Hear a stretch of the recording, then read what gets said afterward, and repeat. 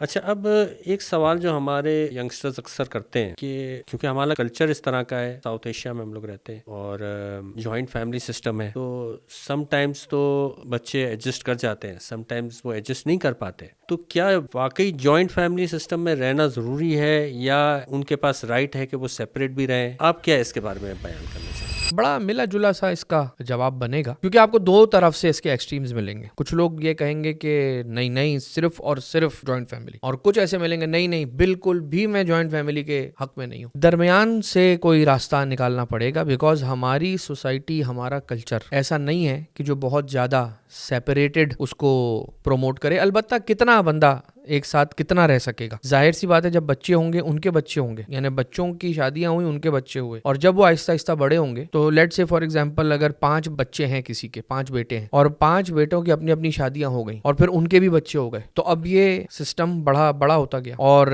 एक यानी जो सिबलिंग्स आपस में होते हैं, वो देखा ये गया है ज्यादातर के फिर वो लड़ाइयां होना शुरू हो जाती हैं, एक दूसरे से छीना झपटी, और घर का माहौल जो है ना वो डिस्टर्ब होना शुरू हो जाता है। कुछ ऐसा किया जाए कि करीब करीब में रहें, यानी घर बिल्कुल करीब करीब में हो, ताकि आपस में कनेक्टेड रहें, और ये भी कहा जाए कि अलग अलग यूनिट्स में रह रहे हैं। आप शरीयत में देखते हैं कि भाभी और देवर एक दूसरे के महरम है या ना महरम है?